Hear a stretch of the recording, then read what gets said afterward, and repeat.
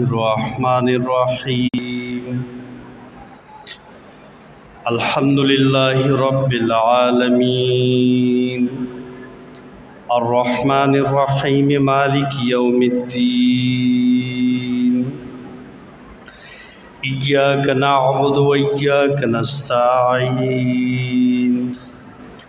اهدنا الصراط المستقيم صراط الذين أنعمت عليهم غير المغضوب عليهم ولا الضالين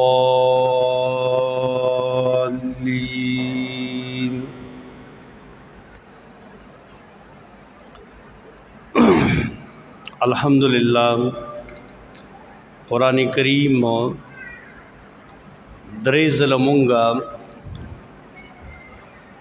تفصیلاً پدے ماخام کے ختم کو آواز لگتی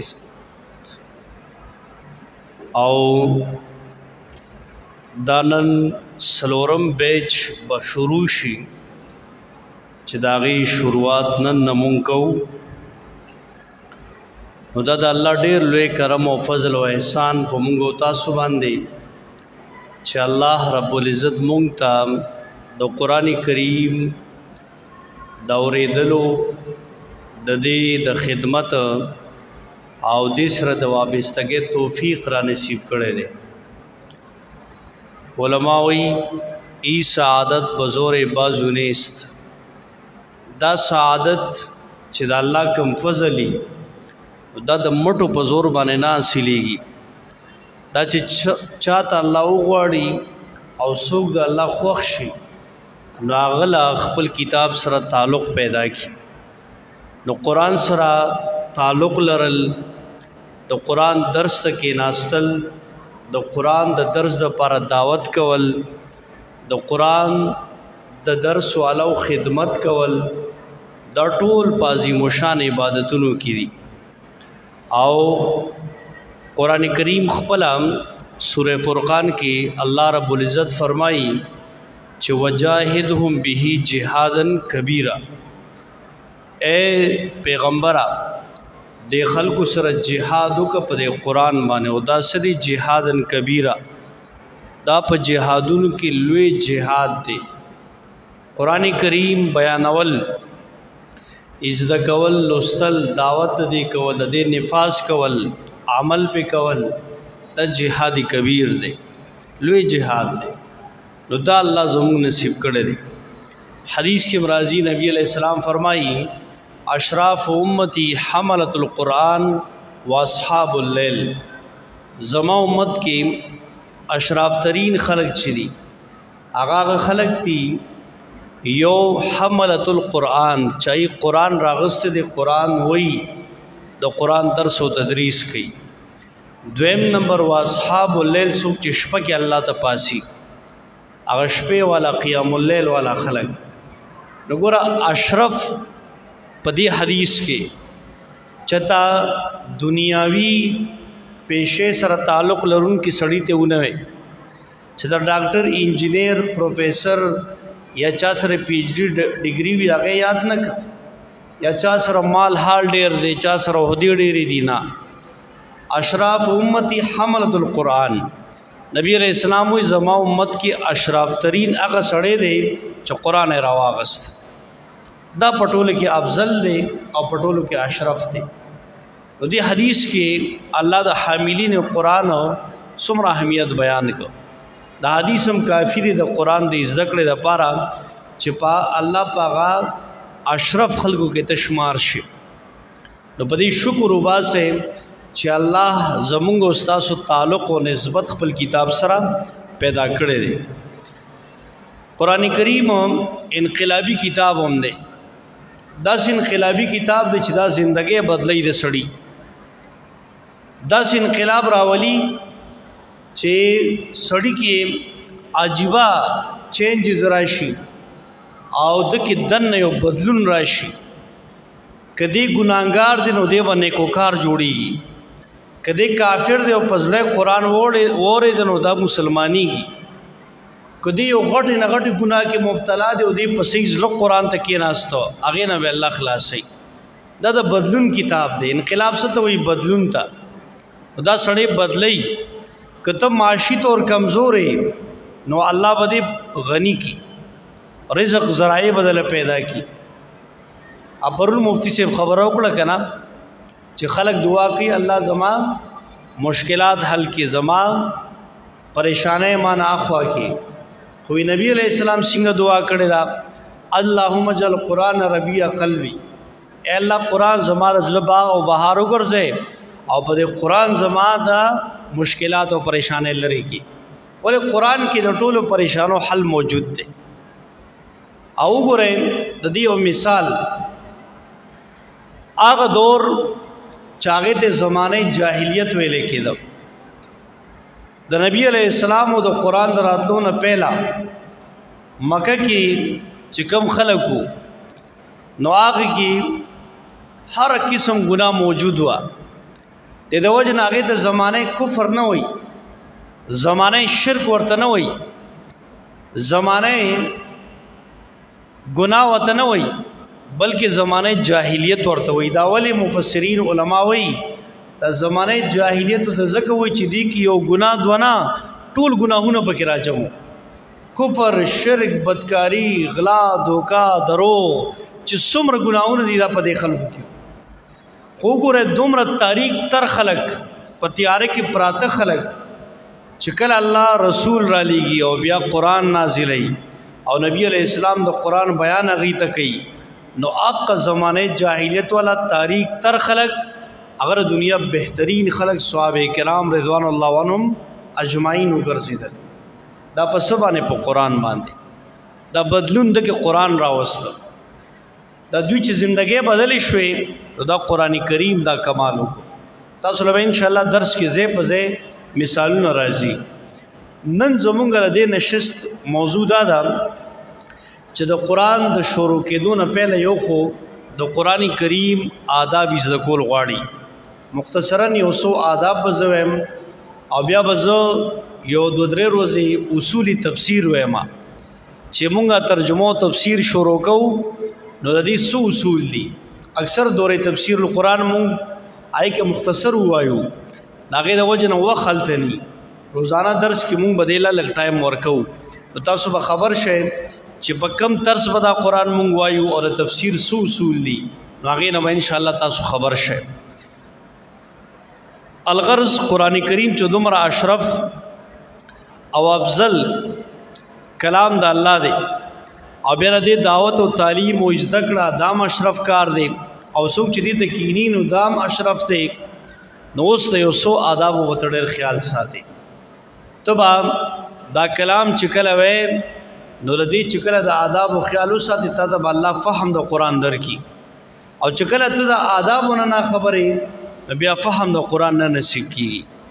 نو د ټولو نام اول ادب د قرآن هغه دا چې قرآن قابل احترام کتاب کلام الله دی.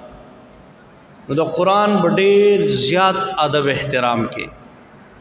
یو خو هر ملګري له پکار دی چې هغه سره خپل قرآني، هر یو ملګري سره چې هغه پې نوم لیکلي باقاعده.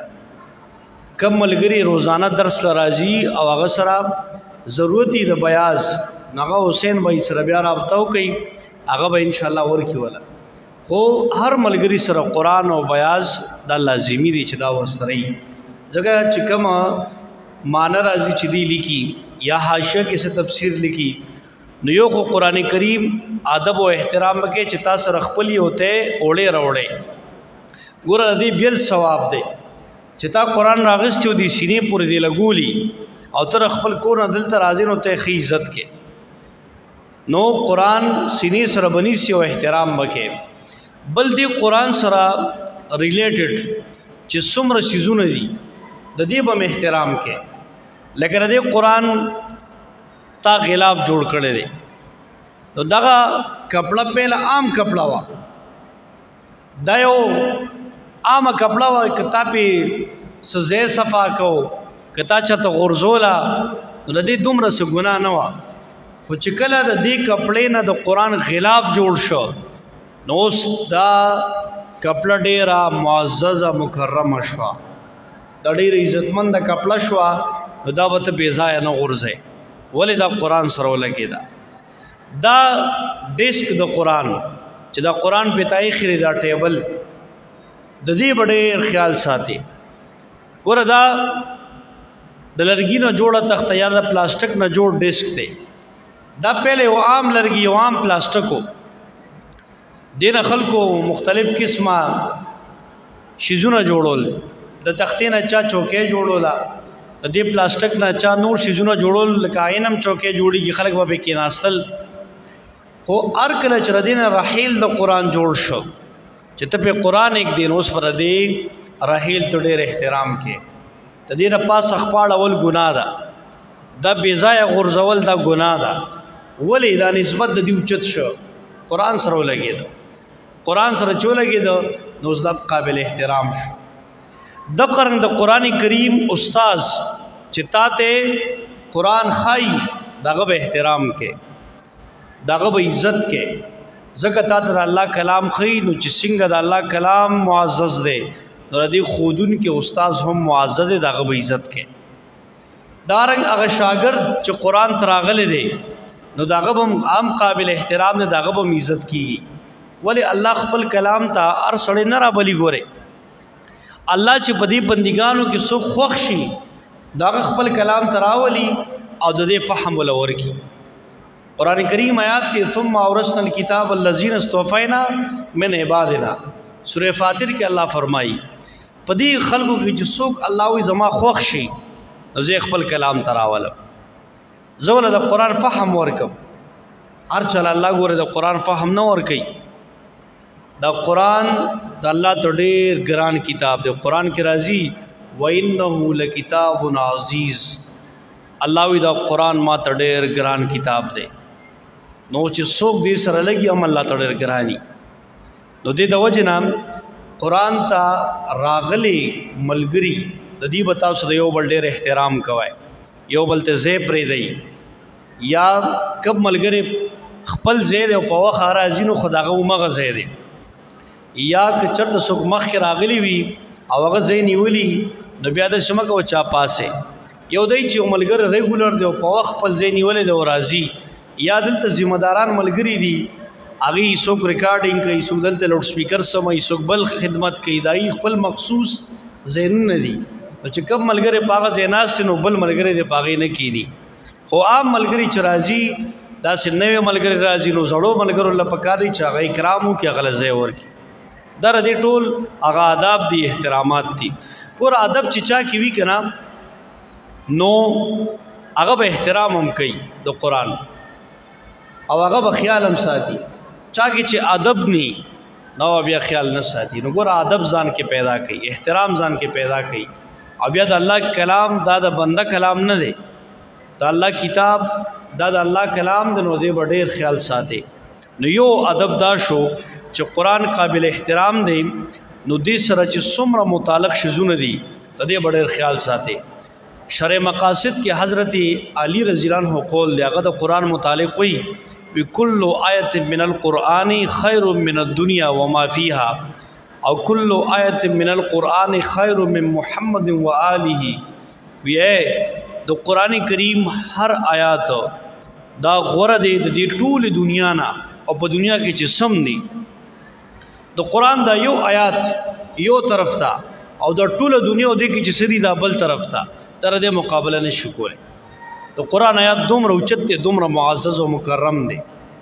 نو چې توس د قرآن ته الله کینولې او دا وی او تر ټول نو اوچت سړی خره ټوله دنیا والو. او بیا وی کل آیت من القرآن خیر من محمد و آلہ. د قرآن کریم هر آیات غوره دی د نبی علیہ السلام او دغه د آل نه. څه مطلب چې وګوره د دې قرآن د پر الله رسول الله را لېږلی چې د دې تبلیغ وکړي. د دې قرآن د پر رسول الله زخمونه په جسم باندې برداشت کړي دي. د دې قرآن د نافذ کولو دپاره پیغمبر جهادونه کړي دي. سر یې په تلي کې ایښی، صحابو سر په تلو کې ایښی دی. تر څه دپاره؟ د دې قرآن دپاره. نو قرآن ډېر معزز کتاب د دې به ډېر احترام کې. اول ادب دا دی ښه نو چا کې چې احترام ډېري دله به الله فهم ډېر زر ورکوي. یو ادب دا شو. دویم د وخت پابندي ډیره ضروری ده چې کله تا یو عهد وکړو چې نوې درس شروع شو او ان شاء الله زه به دې کې شرکت کوم نو یو خو ته الله او محبوب بنده شوې چې تا د عهد وکړو مطلب د تعالی الله توفیق درکړه نو هغه آیات د قرآن چې الله وی کوم زما خو خلکی زه خپل کلام ته کینوم استام الله انتخاب پاغي کیو کو نو خپل ځل کې دا یو پوخ عزم وکا چې ان شاء الله زب په وخت راځم درس لا او زب ټول درسونه اورم بغیر د شریو زر نه کچته شریو زر راغی خدای الله طرف وي خو ته په خیر ادو که ان شاء الله الله به توفیق هم درکړي چې کوم ملګری اوس نه په خیر ادو کړي چا او زب قرآن زده کوم دا به بیا بل تم خیمه نو الله دې توفیق هم ورکړي ګور همیشه الله نه سوال کوي ځان د پر هر مزنبات چې الله زه ستا ډېر ګناهګار خطاکار بنده ما ستا کلام ډېر اوچت کلام دی او ته دې سره خپل خو خلق لګې الله پاک خو خلقو کې ما شمار کړي مالا توفیق راکړي نو چې کله ته د عزم پوخ اراده وکړې نو الله با تعالی د وخت د پابندۍ توفیق هم درکړي ته په وخت راځې درس ته بنا ته پته چې ماښام موس پسې سمدستي درس شروع کېږي ټول نیمه ګنټه ته به ځان را رسې بیا نو دا نیمه ګنټه یا 40 منټ دا بس الله ته ورکا ګوره د دنیاوي کار د پاره کوم ته په یو 30-40 منټ کې 100 روپے ملاويږي نو موږ سختیم برداشت کو نور ګرمي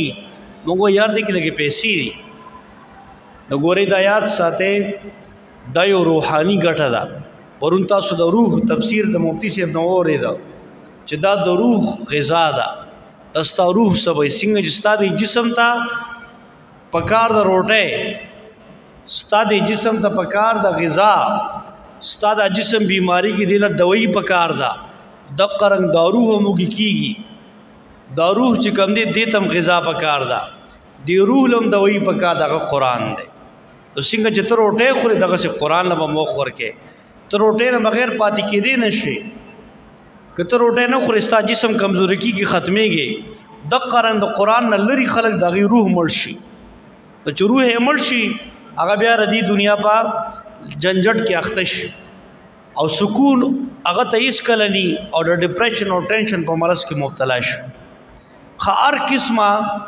مختلف مسائل د مقدر شي نو ګوره ورونو ملګرو عہد وکي چې موږ به د وخت پابندي کوو کم ملګری چې درس قرآن کې د وخت پابندي الله د علم ورکي د در قرآن فهم ورکي کم ملګری چې د ټایم پابند ني اکو تاهي کوي چې درس دا ټایم د لیټ راختای یا درس ختمېدو کې چې دی راشي دغه سوو نه ریدل نو هغه اصلاح د روح د نه کیږي بیا وګوره کم ملګری چې پابندي اغل الله وخور اغل الله توفیق ورکی بیا او علم متورکی بل دا خبرم یاد لره بعضی ملګری ذهینی هغه زر خبره پک کوي خو هغه د وخت پابند ني نو اکثر دغه سړی شاته پاتې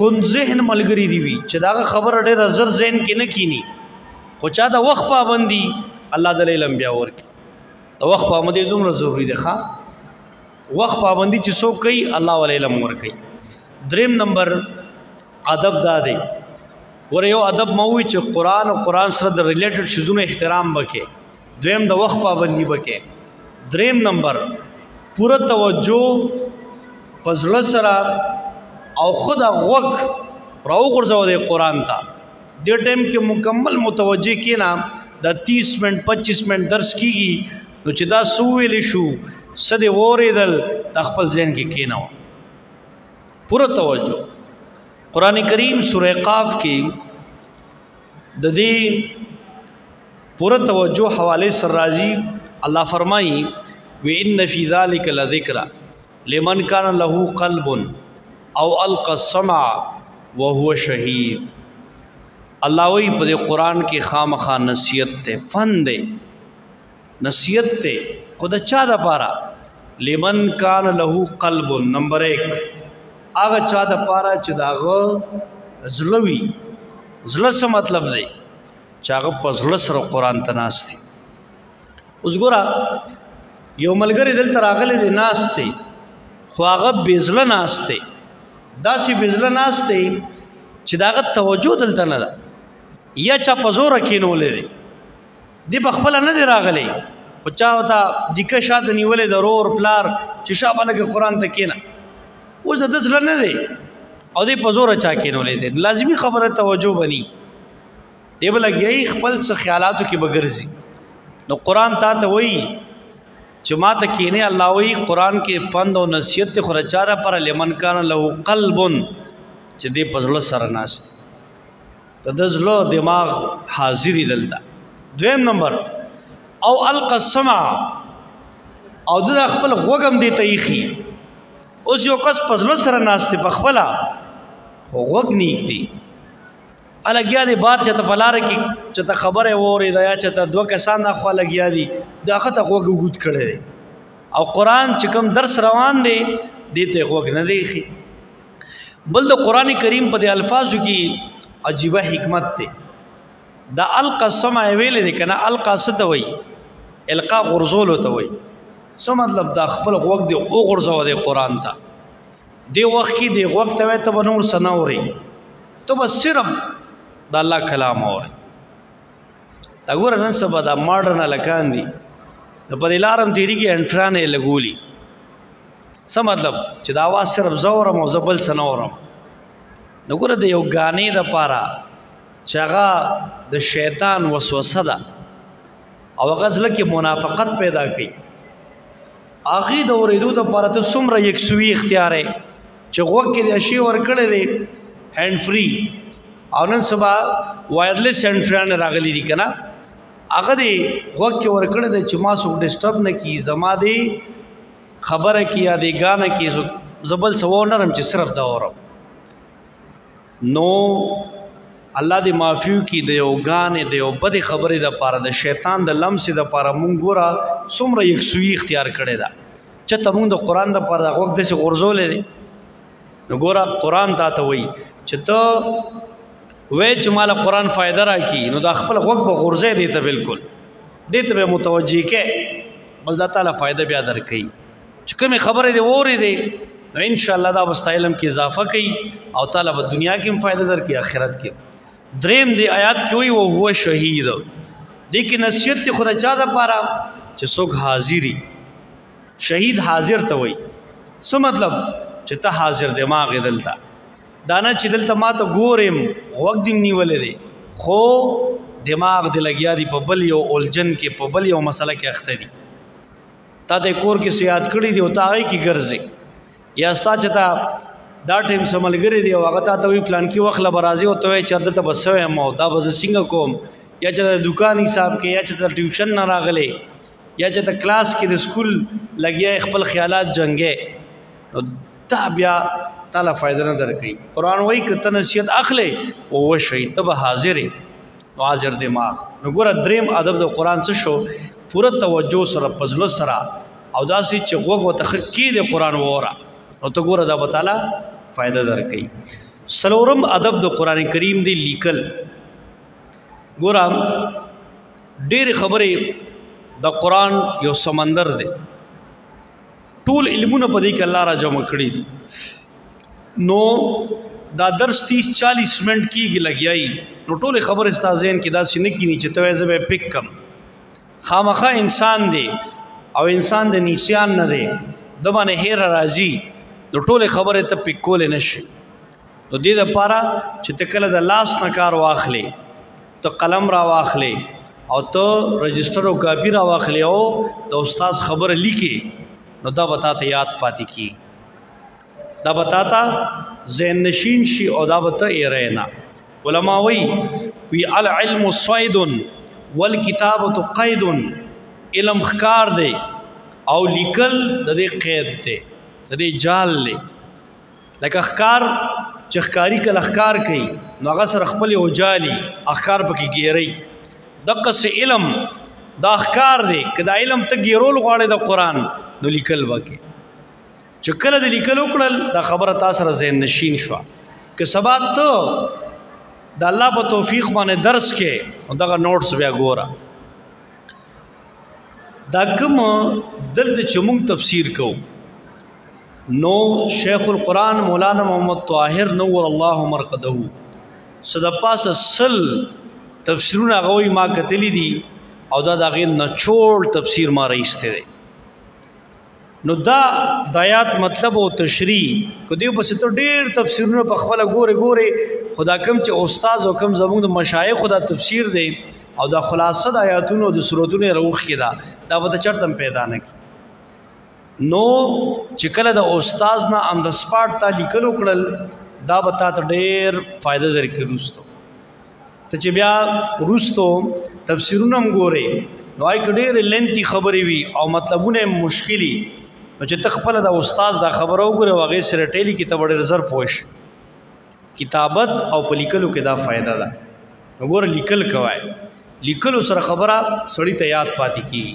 لیکلو د پاره ګوره ملګرو لپاره دي چې ځان له رجستر پیدا کی او لیکل طریقه د زخیمه چې اوس د کې مختلف استعداد ولا ملګری ناشتي دار چا کې ابیلټي مختلفه ده. څوک تیز لیکل کولای شي څوک تیز لیکل نشي کولای املا لکه زه پښتو کې مګه اردو کې کنورټ کې یا پښتو کې لیکي یا انګلیش کې لیکي نو اړ خبره بازي کس ریکارډ کولای نشي. بازي ملګری تیز یا غیر ریکارډ کولی شي هغه بس کوم خبره استاد کې هغه اعلان دی لیکي. بازي ملګری داسي چې خط خراب یا ويره زما خط خراب دی یا بازو الفاظ باندې پوي نشي.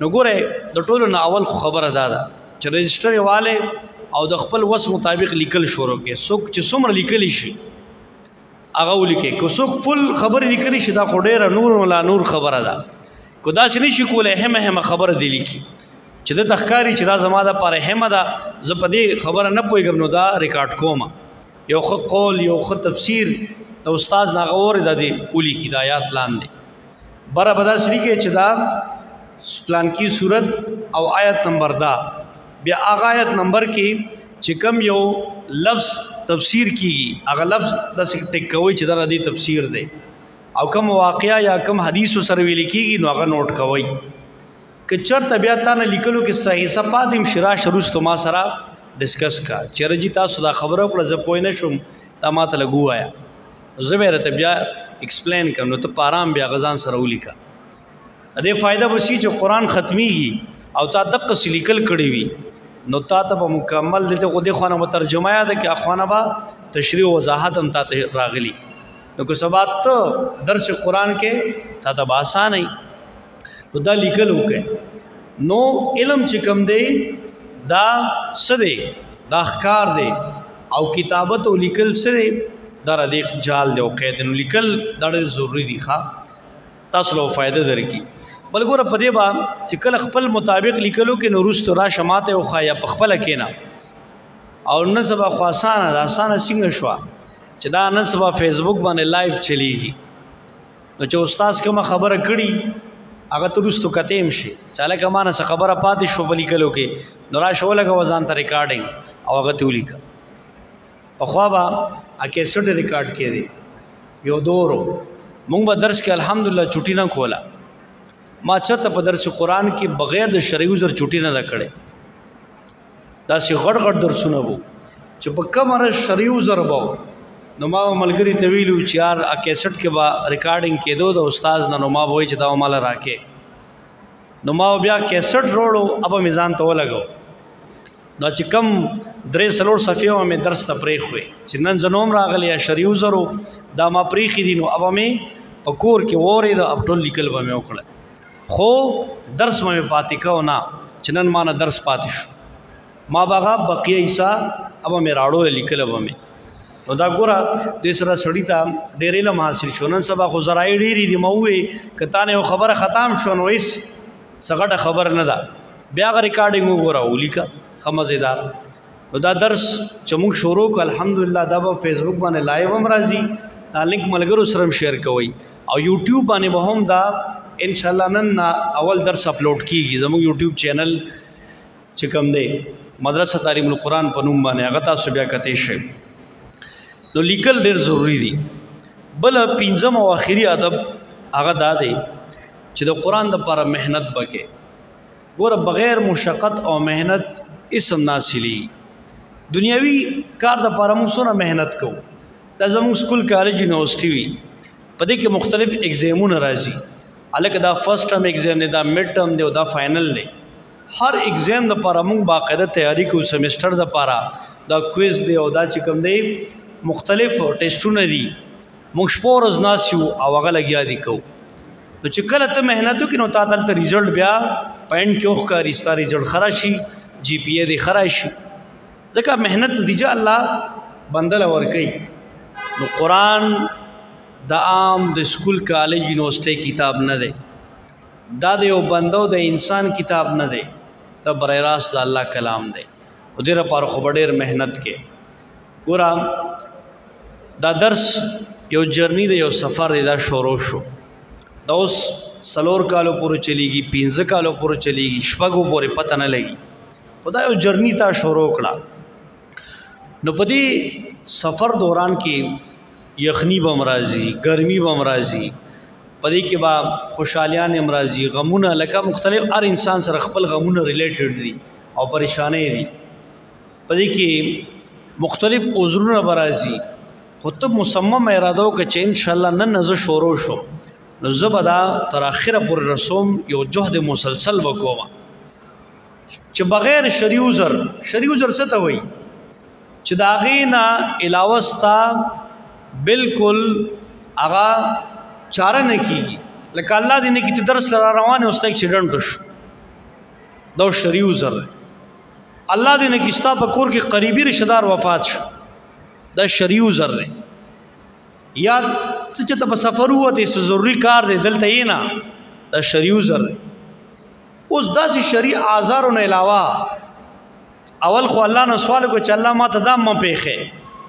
د سفر د قرآن د زده کولو په دوران کې او قرآن کې الله مالا تر جهد مسلسل توفیق راکړي. اول نه دا قرآن شروع کوم تر ورناسه پورې ووایم ان شاء الله. چې چا دغه اراده وکړه الله بیا هغه توفیق ورکړي. پخواني علماو هغې به پخوا خو داسې علم نو چې مدرسې وي او بس 7 کاله یو مدرسه کې کېنه او پوره علم وکړه. هغې به یو کتاب پسې د قرآن د یو آیات تفسیر پسې یو حدیث پسې په میاشتو میاشتو سفرونه کول. او سفرونه هم همداسې نه و چې داسې لګژري ګاډي وي او یا پلین کوچ وي یا داسې روډونه نه، ډېر سخت حالاتو کې پیدل سفر به هغې کولې. اوچه روټۍ به یې ځان سره واغسته او په لار کې چې به کوم ځای اوبه راتلې هغه اوبو کې به یې ګنده کول او خوړه به بیا به په مخ کې سفر تلل. یو کتاب دپاره چې چا به علم حاصلو، لکه یو کتاب بالفرض هغه کراچۍ کې وی او بل کتاب هغه چترال کې وی، نو د پاکستان یو سر او بل سر دون سفر به هغې پیدل کولې. د څه لپاره؟ یو کتاب یا د یو حدیث دپاره، یو علم زده کړې دپاره هغې به لګیا او دا مسلسل سفر یې به وی. نن خو الحمدلله مونږ ته په تیاره باندې پارو کوڅه محله کې درس د قرآن کېږي، حدیث پڑھاویږي، د درجو مدرسې دي. په 8 کاله کې سړی مولا شي، فارغ شي. که بنات دي هغه 6 کاله کې د هغې علم دی فارغ شي. لنډه مدرسه محله کې شته. د الله څومره لوی کرم دی. د امام بخاري رحمه الله بارک راځي، هغه یو حدیث پسې څومره سفر کړو. هغه محمد بن اسماعیل بخاری رحم الله متعلق راځي چې یو ځل هغه ته یو پته ولګېده چې فلانکي کلي کې فلانکي ښار کې یو کس ته هغه سره یو حدیث دی او هغه نه د رسول الله حدیث اخیستل دي اورېدل دي. ځکه هغه کتاب لیکلو صحیح بخاري د قرآن نه بعد په حدیثو کې صحیح چې کوم مستند د حدیثو کتاب صحیح بخاري دی. نو هغه حدیث د پاره چې ویل دل چې فلانکی خار کې فلانکی سړی سره دی، نو بس زادره هی واغسته، توخه موقع ځان سره واغسته، سفر باندې لاړ. تقریبا یو میاشتې سفر یو. اوس چې کله هغه کلی خار ته ورسېدو، دا کس معلومات کوي چیرې چې دلته فلانکی کس دی او دا حدیث سره د رسول الله دی او زه لږ هغه قتل غواړم کم ځای دی. چا ورته وی خطا هغه پسې راغلی اخوا هغه پلان کې پټی کې دی ورشال ته بتا ته ملوش دی لګیا دی ور روان شو چې کله قریب ورغه ګوري التا یو سړی ولاړ دی مکه او هغه نه اس تختیدلې دی اجله به شلولې دی تختیدلې دی نو د اس درانیولو د پاره دا طریقه اختیار کړه چې اوس دا جولې دا سونی وا مطلب دا چې دا سوی چې دی مال خوراک راکې نو په دې باندې به د اس مال قریب راشي او زبې زره راونی سم اوس محمد بن اسماعیل بخاری شات لګیا دی دا ټول حالات ګوري چې یار دیکھو اس سے تختیدلې دی او په جولې کې څه خوراک نشو در قصره جولې د څه کړهو اصل دوکه ورکړه چې د کې خوراک تراشه دا واخله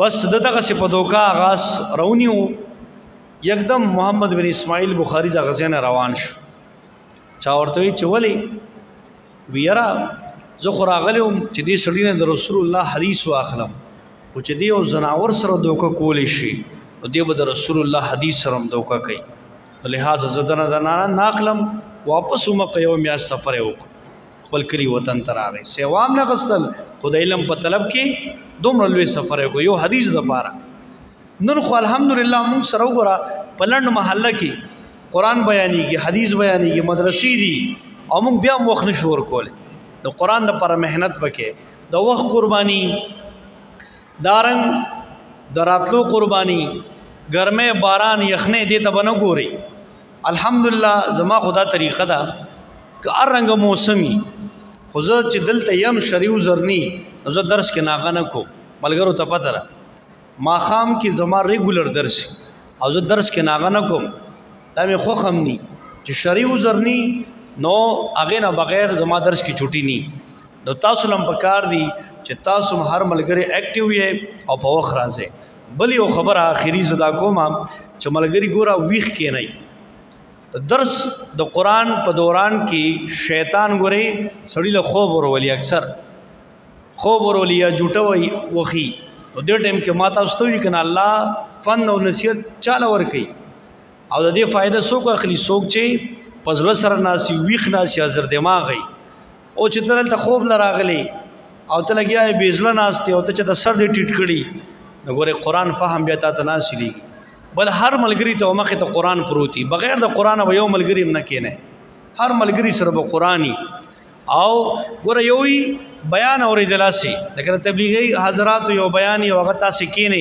نو باز خلک پکې سرو لګي ودی شي اجه بیان ختم شي بس بیا را پاسي نه قران انقلابی کتاب دی دا سړی کې شجاعت تازگی او بہادری پیدا کړي مطلب دا قران دا سه اور پزلو چې دا الله لګره دا الله خبري دی او زه اورم او الله ما ته څه پیغام پدې کرا کړی دی مطلب غوږ ډیر په غور دیته کې ان شاء الله الله تعالی فهم د قران درکې بهرحال نن د پاره مونږه په دې آداب د قران اکتفا کوو سبانه به ان شاء الله مونږ اصول تفسیر قران شروع کوو د تفسیر قران چې کوم اصول دي مختصرا ابوایو د قران تعریف سره د قران موضوع سره د قران تقسیم په سو اعتبار دی او کوم اصطلاحات مولا مخه ترازی ابوایو صحیح ان شاء الله واخر دعوانا الحمدلله اللهم صل على محمد كما صليت على ابراهيم وعلى ال ابراهيم اللهم بارك على محمد وعلى ال محمد كما باركت على ابراهيم